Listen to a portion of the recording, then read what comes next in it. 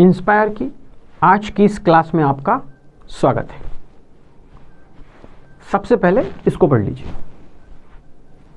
बहुत ध्यान से पढ़िए और इसका सेंस, इसका मीनिंग पकड़ने की कोशिश कीजिए कि आखिर क्या कहा जा रहा है ना। पढ़िए इसको बहुत ध्यान से। वेरी गुड, पढ़ लिया आपने। अब आपको लास्ट लाइन समझ में आई होगी कि सफलता परिश्रम लगन मांगती है ना। परिश्रम और लगन ये दोनों चाहिए, तभी हम सक्सेसफुल हो पाते हैं।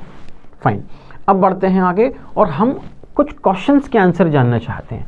सबसे पहला क्वेश्चन है कि हमारा इमेजिनेशन इतना खराब क्यों है? जैसा इमेजिनेशन होना चाहिए क्या वैसा है आपका? अगर नहीं तो वो इतना खराब क्यों है इमेजिनेशन? ऐसी क्या प्रॉब्लम है ना। और दूसरा फिर कि कंसंट्रेशन हमारा खराब क्यों है? हम में से अधिकतर लोग कंप्लेन करते हैं कि हमारा कंसंट्रेशन खराब है। तो कंसंट्रेशन खराब क्यों है? क्यों हम कंसंट्रेट नहीं कर पाते हैं किसी चीज़ के ऊपर? और देखते हैं कि हमारा ऑब्जर्वेशन भी ठीक क्यों नहीं है। ऑब्जर्वेशन समझते हैं, जब हम किसी चीज़ का अवलोकन करते हैं, किसी चीज़ को ऑब्जर्व करते हैं, तो वो ऑब्जर्वेशन ठीक क्यों नहीं है, ये भी आप मुझे बताइएगा। फिर नेक्स्ट है कि क्रिएटिव क्यों नहीं है हम लोग? अरे हम में से कुछ लोग बहुत क्रिएटिव होते हैं ना, पर हम उतने क्रिएटिव नहीं हैं। अगर हम उतने क्रिएटिव नहीं हैं तो इसका कारण क्या है? फिर कुछ लोग बोलते हैं सर वो तो ऊपर वाले ने बना के ऐसा भेजा है, हम तो बाय डिफ़ॉल्ट ही ऐसे हैं, है ना, वो फैक्ट्री डिफ़ॉल्ट है, आए ऐसे थे धरती पर। अरे भाई, आप धरती पर आए हो तो यहाँ आने के बाद भी तो कुछ सीखा है ना। लोग यहाँ आने के बाद भी क्रिएटिव हुए हैं, तो हम क्यों नहीं हो पाए हैं, इसका कारण जानना है। क्या आप जानते हैं इसका कारण कि हम क्रिएटिव क्यों नहीं हैं? और देखते हैं हमारी मेमोरी इतनी वीक क्यों है। हम बार बार रटने की कोशिश करते हैं, याद करने की कोशिश करते हैं और उसको हम भूल जाते हैं। तो आखिर हमारी मेमोरी इतनी वीक क्यों है, इसका क्या कारण है ना, इसको भी हम समझेंगे थोड़ी देर में। फिर है माइंड हमारा एक्टिव और फर्टाइल नहीं है। क्या हमारा माइंड एक्टिव और फर्टाइल है?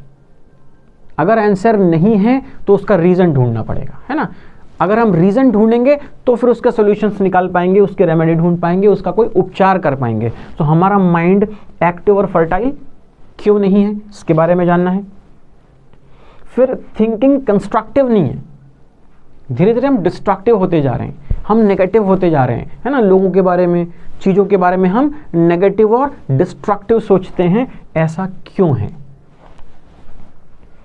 फिर प्रेजेंस ऑफ माइंड नहीं है, मतलब जहां हम होते हैं वहां नहीं होते हैं, नहीं होते। जैसे हम मूवी देखने जाते हैं, जब हम मूवी देखने जाते हैं तो वहां हमें एग्जाम्स की, सिलेबस की याद आती है, पढ़ाई की याद आती है। यस, जब हम पढ़ रहे होते हैं तो हमें मूवी की याद आती है। मतलब हमारा प्रेजेंस ऑफ माइंड ठीक नहीं है। जैसे अभी आप यहाँ बैठे हो इस क्लास में, है ना, लेकिन हो सकता है आपका ब्रेन, आपका माइंड कहीं और घूम रहा हो। मतलब आपका प्रेजेंस ऑफ माइंड ठीक नहीं है। तो ये क्यों नहीं है, इसका रीजन जानना है। और है डिसीजंस हम प्रॉपरली नहीं ले पाते। हमारी लाइफ का डिसीजन हम मालूम नहीं किस किस से पूछते फिरते हैं।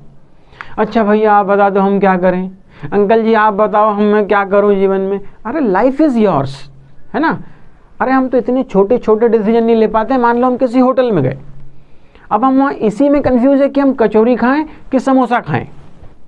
अरे ये तो बहुत छोटा डिसीजन है ना, लेकिन हम ये भी नहीं ले पाते। क्यों? इसका रीज़न क्या है?